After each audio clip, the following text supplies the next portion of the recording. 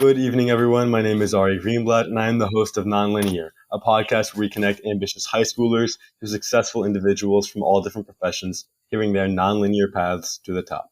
Today's guest is Maninder Dhillon, a senior executive at Facebook. Manny has had an amazing career that spans hardware and software, gaming and mobile, product management, and business development. He worked at Cisco, IAC, Hulu, Viacom, and now he leads innovation teams at Facebook, building products to compete with TikTok, YouTube, and other short-form video providers. Manny went to USC and earned his MBA at Northwestern. Manny, it's an honor to have you on the show. Great. Thank you so much for having me. Manny, where are we speaking to you now from? At my home in Manhattan Beach, California. Mm-hmm. And were you always from Manhattan Beach? No, I grew up in Northern California, and I was born in India. Oh, what age did you move to the U.S.? Really wasn't my decision. My parents wanted to move here, and I was about 7 years old, so I just tagged along. But obviously, for them, they, thought about having a better life for their children. We grew up on a farm in India, and eventually, as we planned to move to America, we moved to a city, started getting our education there, which at that point for me was kindergarten, elementary school type education, and then shortly thereafter we left to come to America. And what did your parents do for a living? My father was a technician, worked at the Postal Service, and worked at a technology startup when he moved to America. Other than before in India, he was a farmer and was in the Air Force. When he was there in India. Huh. Tell me about some of your role models growing up. Who did you look up to? Who did you aspire to be like? And tell me about how they influenced your teenage and experience as a young person. Yeah, growing up, I was into basic things like I played football in middle school and high school. So I wanted to, be like Joe Montana or Dwight Clark of the 49ers, which they just had a great game this weekend. But I guess, it coming back down to was just a kind of a competitive, ambitious young kid. So that inner drive is what kind of led me to achieve and continue to better myself and get to where I am. I wrestle and I play soccer. What sports did you play growing up? I primarily played football, just a sport that I really liked. I really liked the team aspect of it, and I really enjoyed working with people. And I think it's really helped me, working on group projects and leading teams. I also wrestled, but I only wrestled for a year, but I really enjoyed that as well. That's awesome. When you were in high school, did you have any jobs or what clubs were you interested in? How did you spend your free time? Yeah, I'll have to tell you that, things were not as structured. Obviously, when I was growing up, I joined the football team just on my own volition. I didn't really have any. I think now if you join a football team and play sports, you have all these instructors and coaches and things.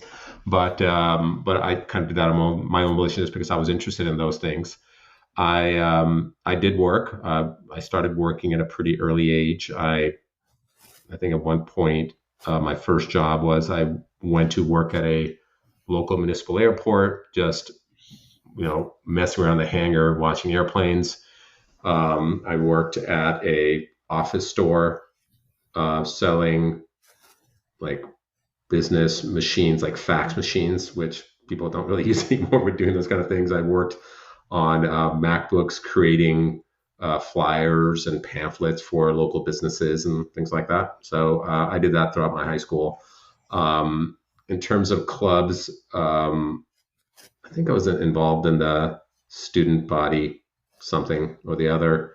I think I I think in high school I had some math competition club or something like that, random stuff.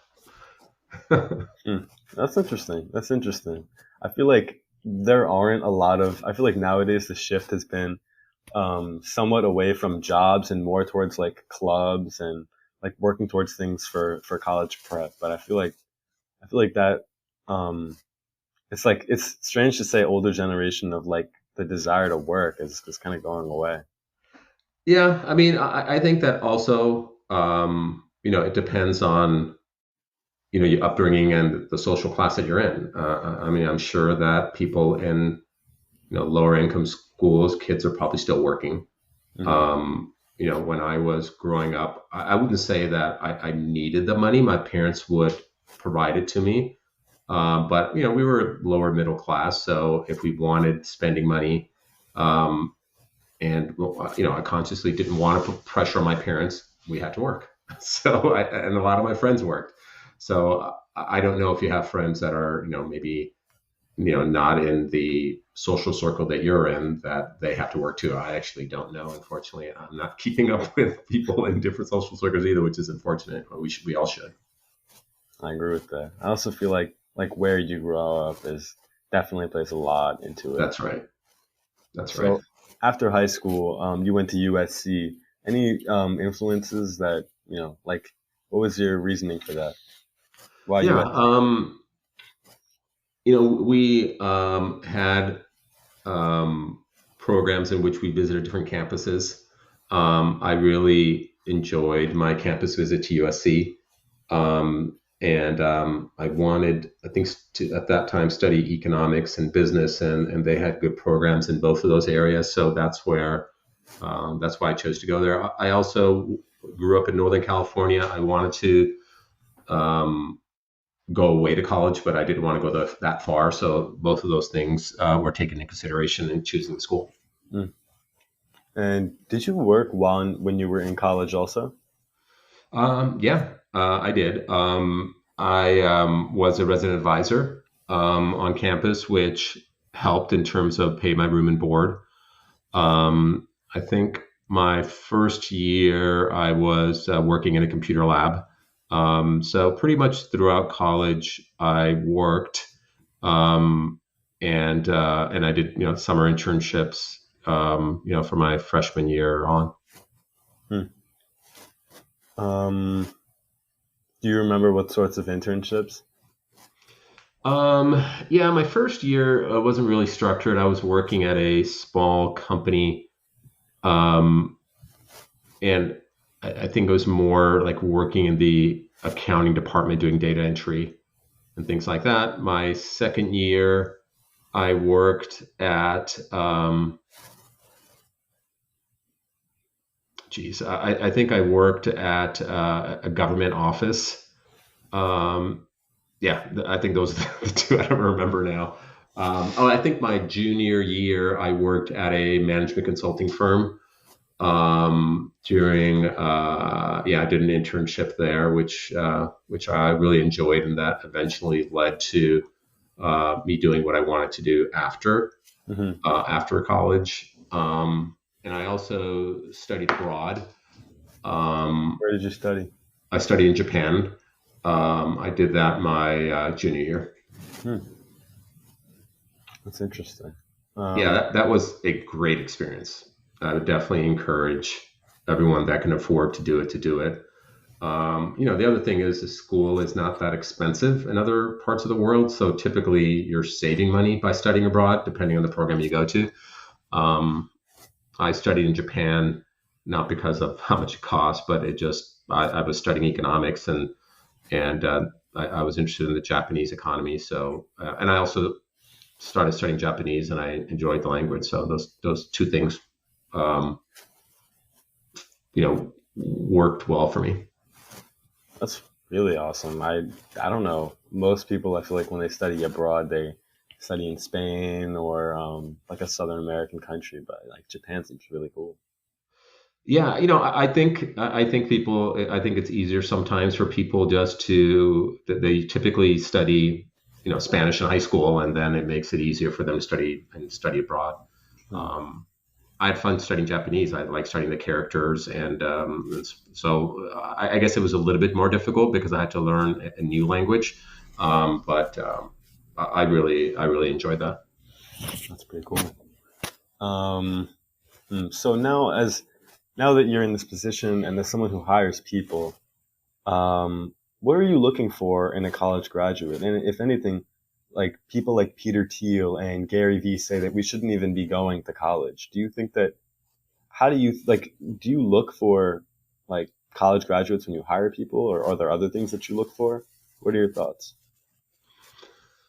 That is a topic that I've been thinking about a lot recently, because I just think that college is so expensive, um, that I think that we should open up alternatives to people, particularly because not everybody that invest the time and the money in college, necessarily comes out of college and is able to get a job. And people graduating from college have a difficult time finding jobs. I have a friend that works at USC in the cinema school, and I've talked to him about that recently, how difficult it is.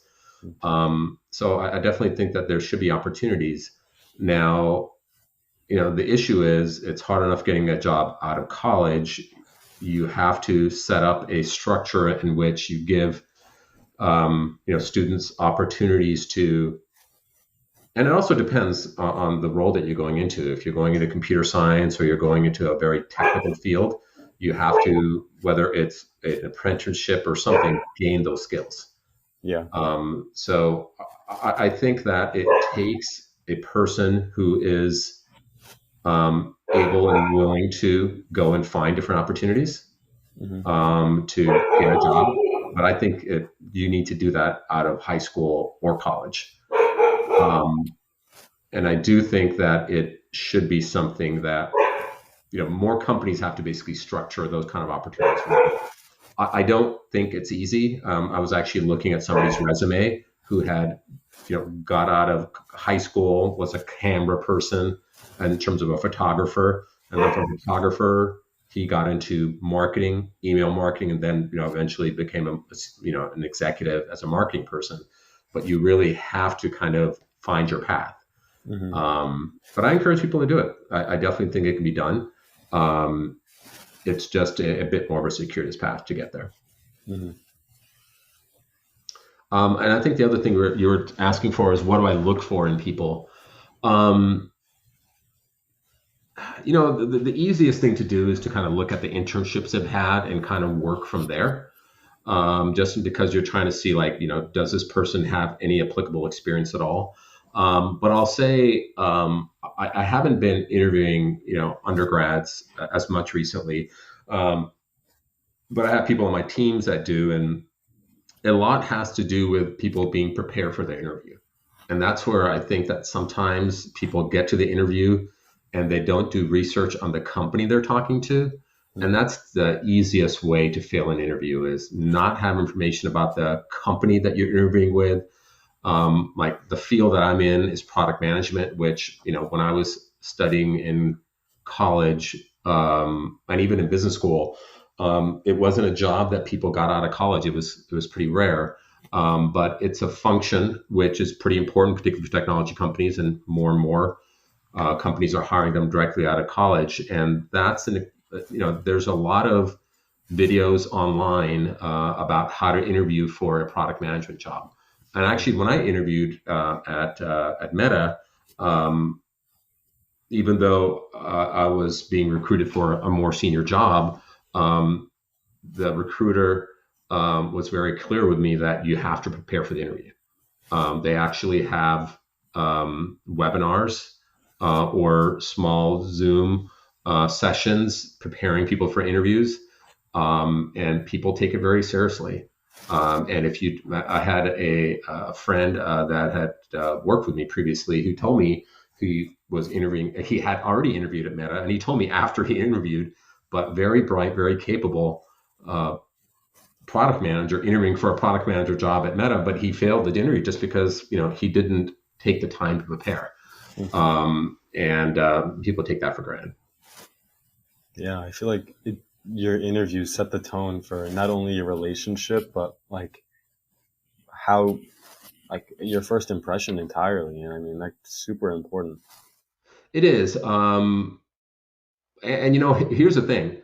It's hard to get an interview in the first place. It's very Yeah. hard. So I think sometimes people are like, whew, I got the interview. I should be able to get through this. Or somebody will say, I've been doing this job for 5 years. I should be able to, I have applicable skills. No matter, what position you are, if you're interviewing for a job in which you don't have any experience or a job in which you have experience, you have to do that. And then the second thing is in just how do you find a job? How do you get an interview? That's actually a whole long discussion on its own. It's all about networking.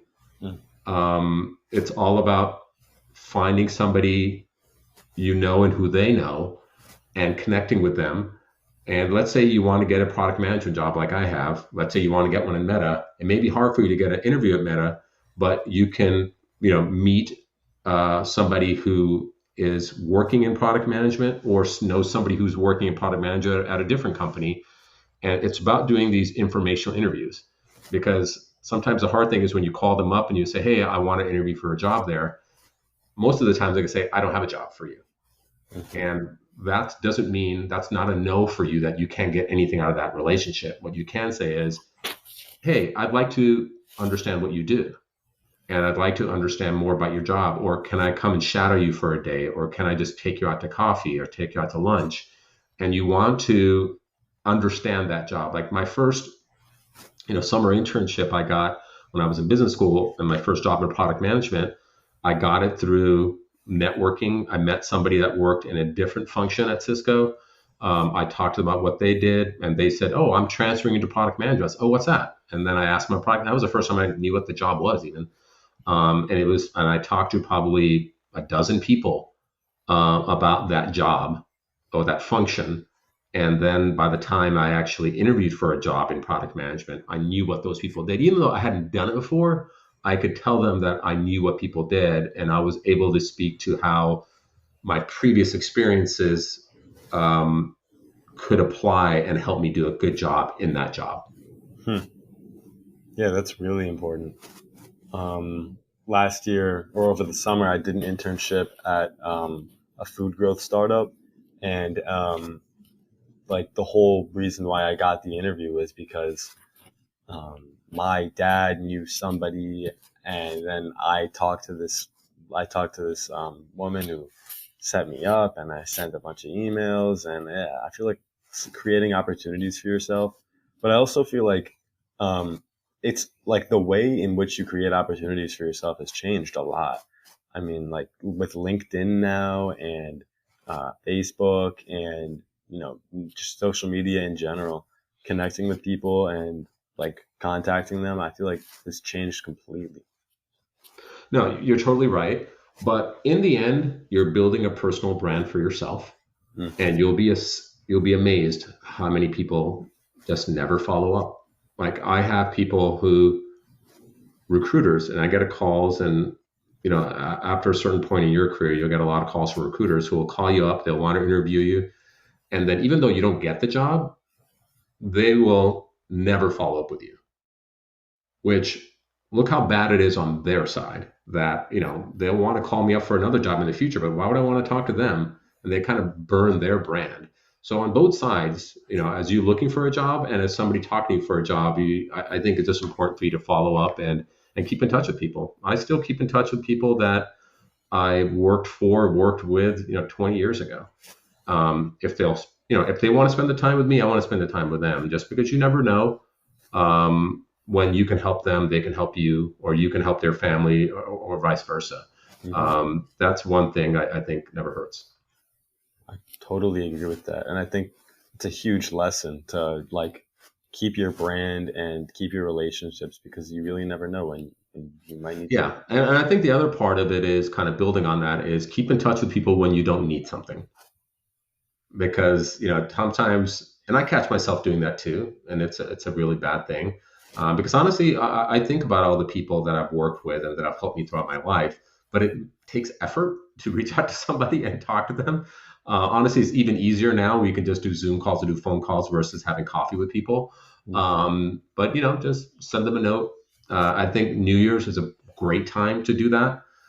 Different stages in your life is a great time to do that. Let's say you're graduating from high school, send out notes to family, friends, and so forth. Hey, I just graduated from high school. I'm doing this.